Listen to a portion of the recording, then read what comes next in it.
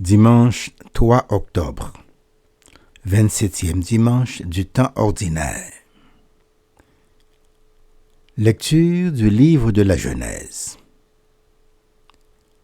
Le Seigneur Dieu dit : « Il n'est pas bon que l'homme soit seul. Je vais lui faire une aide qui lui correspondra. » Avec de la terre, le Seigneur Dieu modela toutes les bêtes des champs et tous les oiseaux du ciel, et il les amena vers l'homme pour voir quel nom il leur donnerait. C'étaient des êtres vivants, et l'homme donna un nom à chacun. L'homme donna donc leur nom à tous les animaux, aux oiseaux du ciel et à toutes les bêtes des champs. Mais il ne trouva aucune aide qui lui corresponde. Alors le Seigneur Dieu fit tomber sur lui un sommeil mystérieux, et l'homme s'endormit. Le Seigneur Dieu prit une de ses côtes, puis il referma la chair à sa place. Avec la côte qu'il avait prise à l'homme, il façonna une femme, et il l'amena vers l'homme. L'homme dit alors : « Cette fois-ci, voilà l'os de mes os et la chair de ma chair. On l'appellera femme, Isha, elle qui fut tirée de l'homme, Ish. À cause de cela, l'homme quittera son père et sa mère, et s'attachera à sa femme, et tous deux ne feront plus qu'un. » Parole du Seigneur.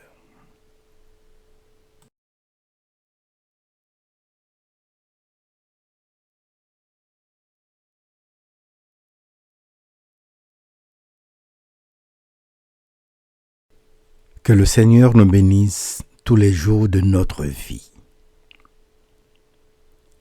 Heureux qui craint le Seigneur et marche selon ses voies. Tu te nourriras du travail de tes mains. Heureux es-tu, à toi le bonheur. Que le Seigneur nous bénisse tous les jours de notre vie. Ta femme sera dans ta maison comme une vigne généreuse, et tes fils autour de la table comme des plants d'olivier. Que le Seigneur nous bénisse tous les jours de notre vie. Voilà comment sera béni l'homme qui craint le Seigneur. De Sion, que le Seigneur te bénisse.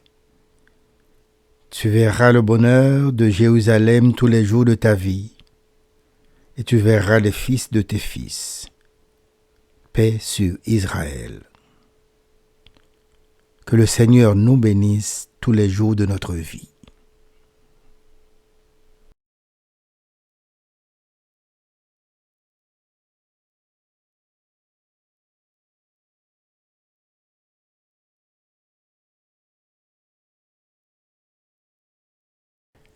Lecture de la lettre aux Hébreux. Frères et sœurs, Jésus, qui a été abaissé un peu au-dessous des anges, nous le voyons couronné de gloire et d'honneur à cause de sa passion et de sa mort. Si donc il a fait l'expérience de la mort, c'est par grâce de Dieu au profit de tous.